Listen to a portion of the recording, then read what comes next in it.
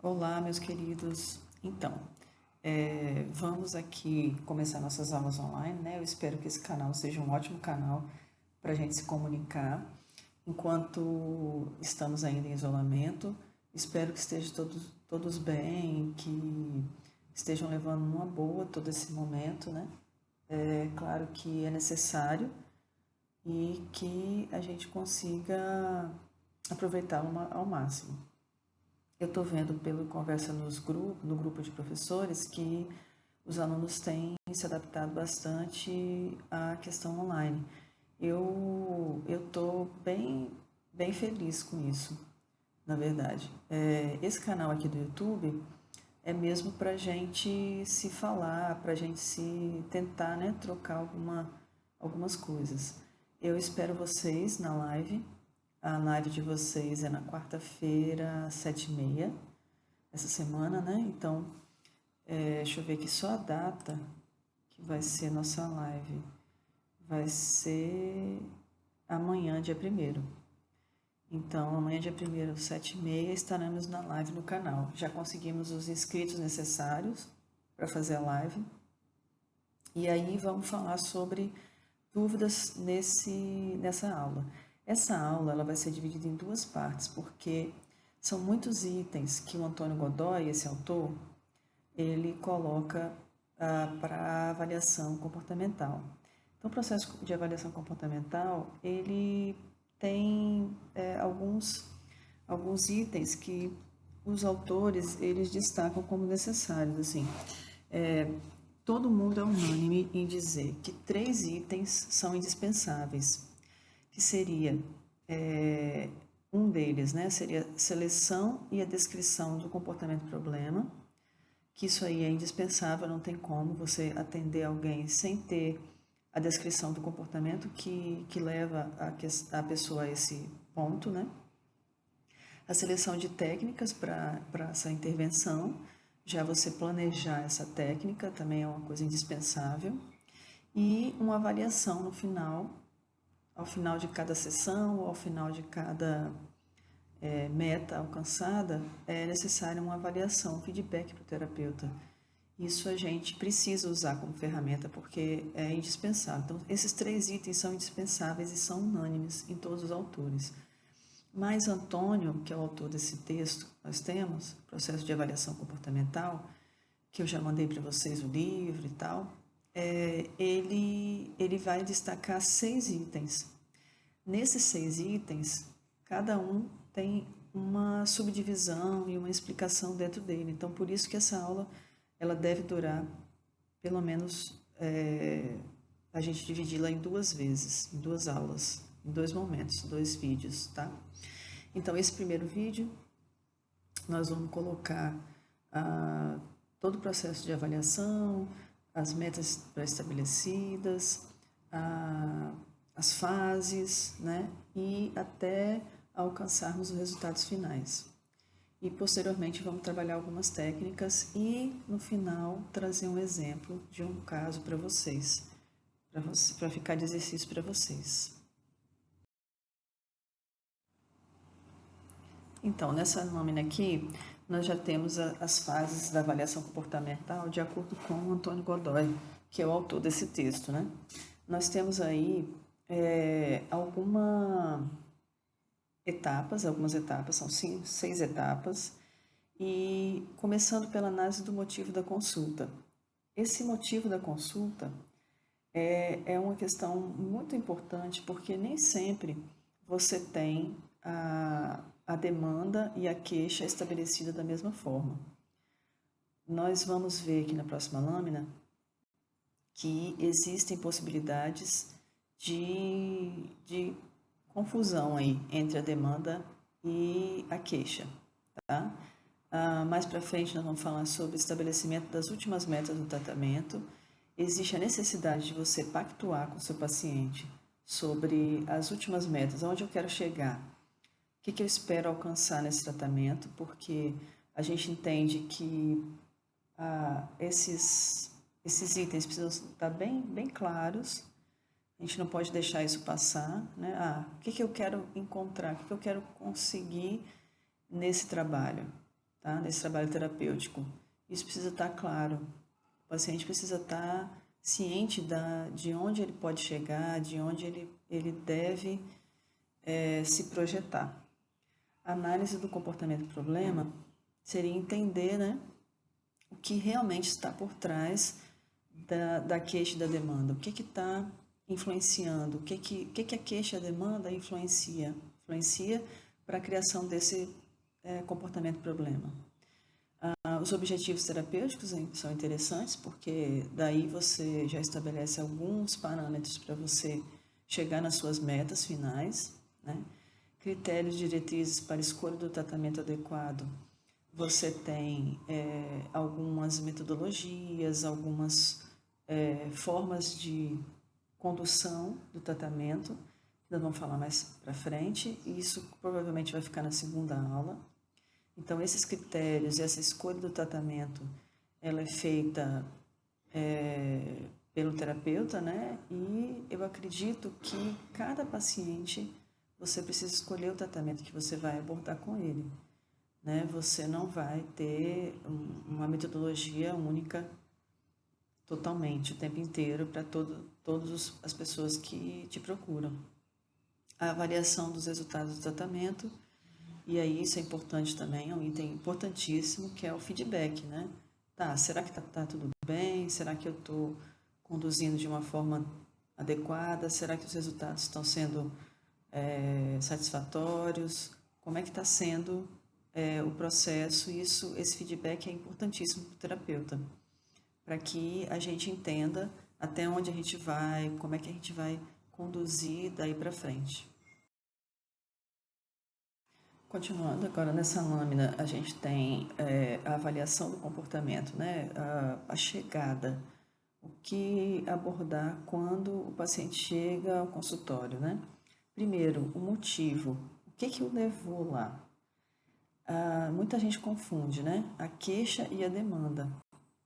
As pessoas às vezes empregam a palavra demanda muito parecido com a questão da queixa. Usam essas duas palavras como sinônimos, mas não são, tá?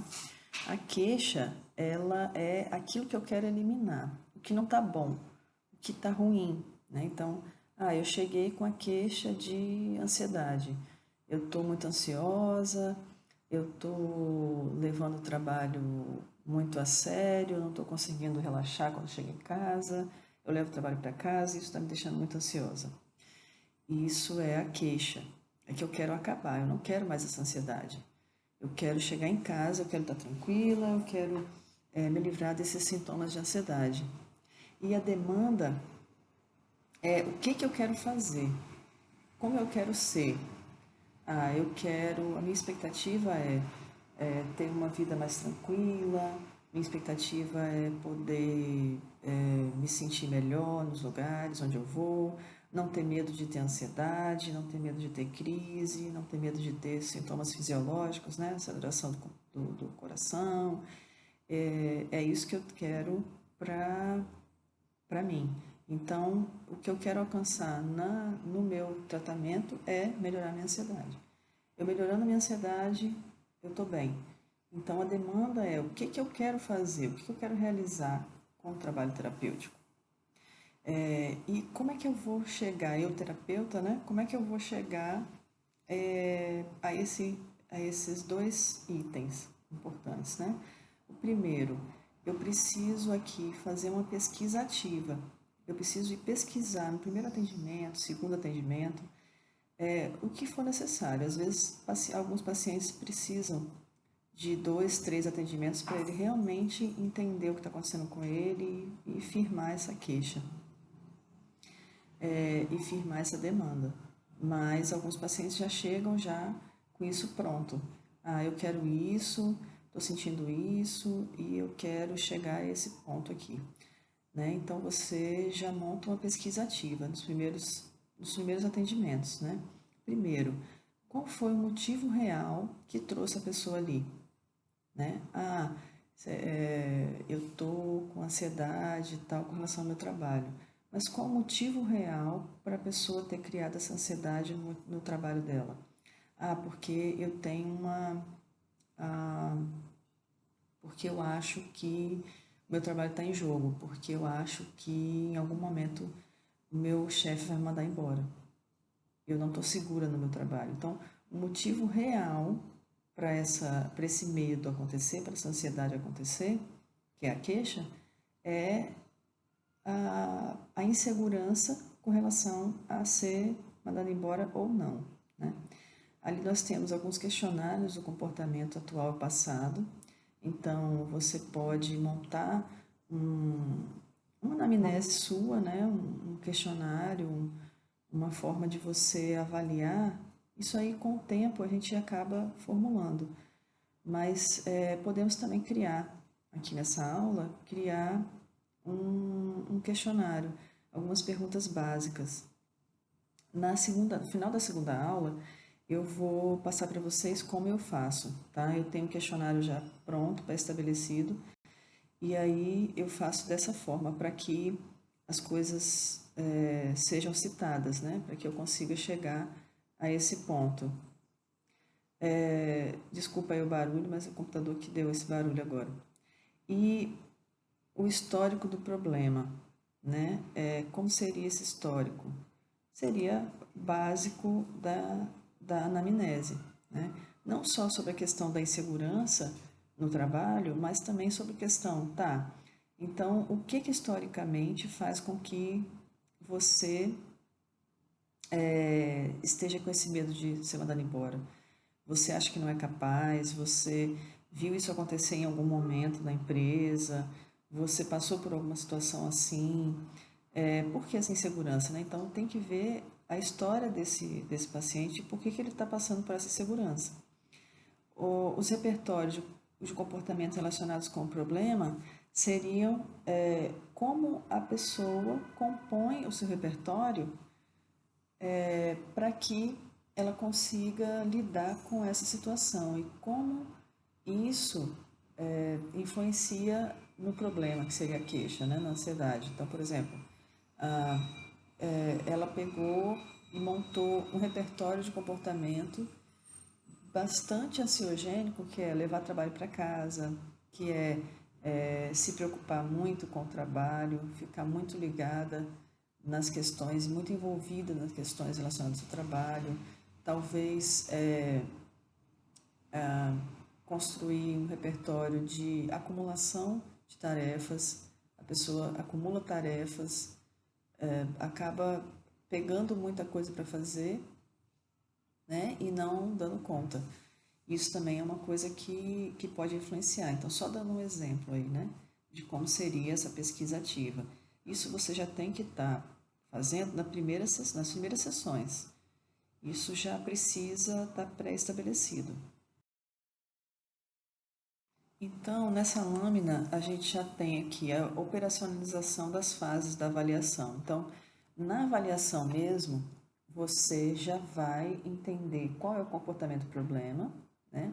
Que seria, traduzindo como a operacionalização tanto do motivo da consulta, quanto do contexto que o provoca, com o objetivo de auxiliar na diminuição das queixas. Então, nós temos aí, nesse caso, nesse exemplo que a gente está trabalhando, seria, o comportamento desse problema seria esse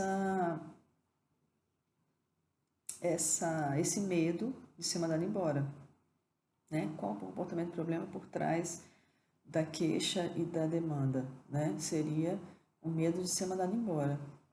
E isso faz com que a pessoa provoca, né, uma diminuição da queixa nesse sentido, porque, tá, se eu sei que eu tenho medo de ser mandado embora, então eu preciso trabalhar entendendo por que eu tenho medo de ser mandado embora. Na verdade, esse é a origem da questão, né, do motivo da consulta. E esse é o nosso comportamento problema. Então, se em algum momento a gente define o comportamento problema numa determinada situação, no final da segunda aula nós vamos ver a aplicação desse trabalho, nós vamos entender que esse comportamento problema, ele é a origem da queixa. E atacando o comportamento problema, nós diminuímos a tensão sobre a queixa. Já aqui no segundo item da lâmina, que é são os comportamentos objetivos, eles têm relação mais com a demanda, né? Aqui trabalho com comportamentos que serão ponte para a solução da demanda.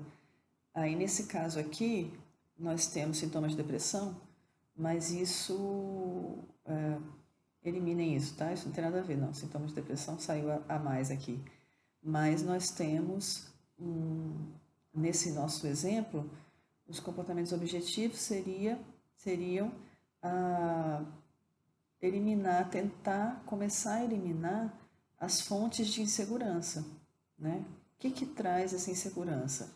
E tentar trabalhar isso. Eu tenho insegurança porque eu não estudei tanto sobre determinado tema. Então vamos estudar. Vou montar um cronograma para você estudar.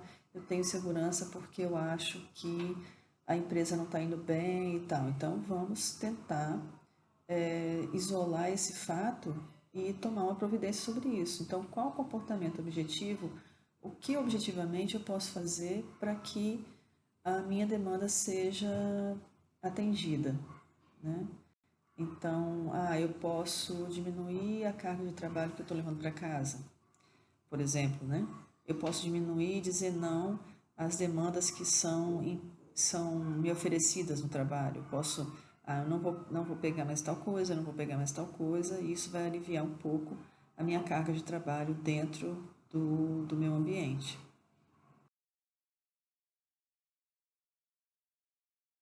Então, nessa lâmina aqui, nós temos alguns alertas para os terapeutas, né? Alguns alertas porque nós temos a TCC como a TCC, as terapias comportamentais de raiz comportamentais, elas têm uma tendência a ser muito diretivas, né? E aí, esse momento é um momento de alerta, né? Primeiro, que os resultados finais, as últimas metas, elas são pactuadas em conjunto com o paciente e precisam ser assim. Não dá para ser diferente disso, porque se você, né, estabelece você sozinho, como terapeuta, as últimas metas e não comunica e não discute isso com o seu paciente, ao longo do processo ou no começo aqui dos atendimentos, você corre o risco de influenciar no resultado, né? Aí pensa, aqui a letra A, né? O sistema conceitual e de valores do terapeuta, ele pode influenciar sim. Diferentes terapias e terapeutas parecem ter objetivos finais variados. Sim, né? Por exemplo, a psicologia positiva, ela trabalha com o resultado final de empoderamento, de alívio de tensão e de construção de fluxo. Então, é diferente esse de um outro qualquer. Então, nós temos aí algumas influências que podem acontecer, né, na tomada de decisão com relação aos resultados finais, e que é um risco que o terapeuta corre, né? Outra coisa também que se corre é os requerimentos do meio físico e social onde o paciente vive e se desenvolve, que o terapeuta, tanto o terapeuta quanto o paciente, que eles fiquem influenciados pelo meio. Então, por exemplo, né, nesse caso que a gente começou falando, as pessoas, a minha família, né, meu marido, meus filhos, precisam que eu tenha um emprego que eu ajude a compor a renda da família. Sem o meu trabalho, eu não vou conseguir compor a renda da família. Ou, minha mãe sempre me disse que eu preciso ter um emprego e não só trabalhar em casa. Eu preciso ter um emprego fixo, não ficar só trabalhando em casa, porque a tendência da mulher é ser dona de casa, e isso é muito ruim e tal. Então eu sempre ouvi isso da minha mãe e tal, e eu não quero que isso aconteça comigo.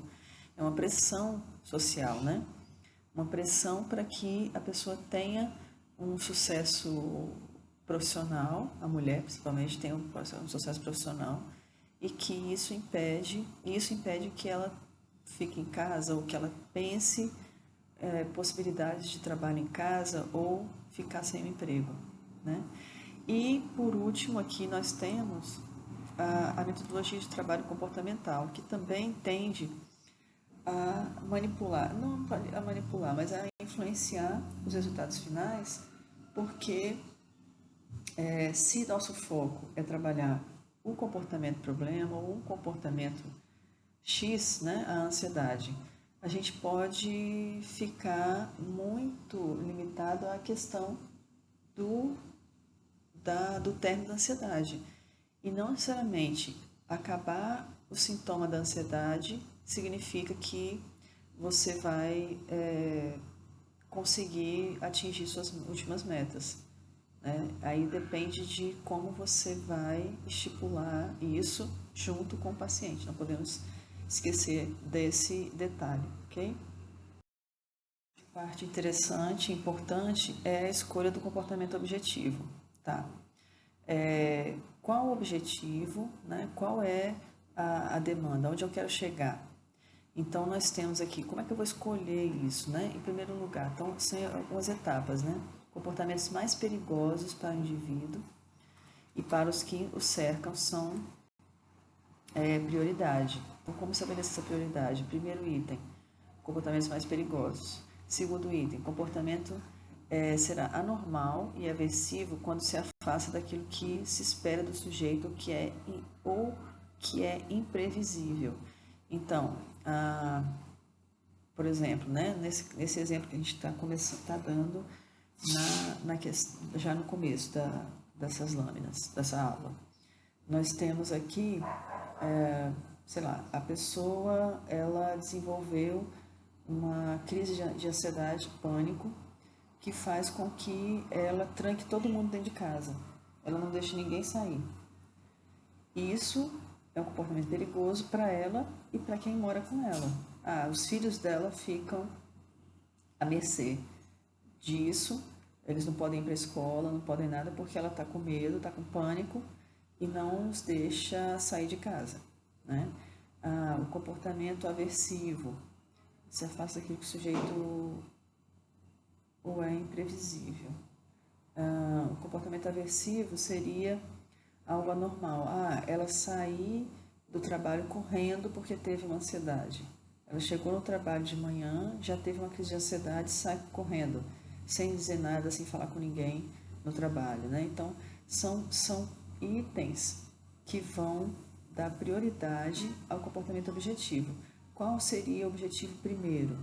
Primeiro, tentar aliviar o sintoma mais aversivo para que a pessoa tenha um alívio daquelas sensações e ela possa ter uma vida mais normal, né?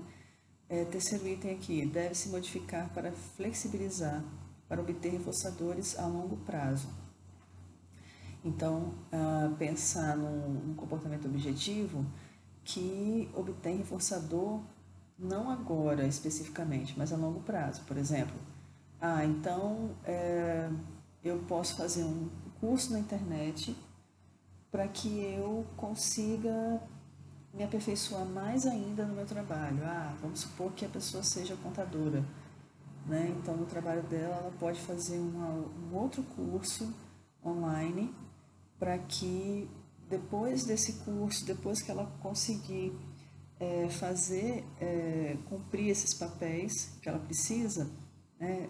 Conseguir operar determinado programa que está em falta, ela consiga produzir mais e ser mais bem aceita no trabalho e conseguir se sentir mais segura, por exemplo, né?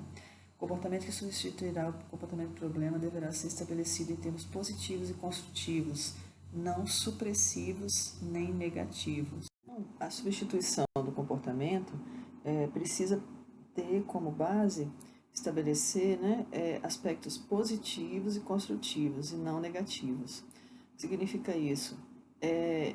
Entender que o trabalho terapêutico vai estabelecer o objetivo sempre com o propósito de acrescentar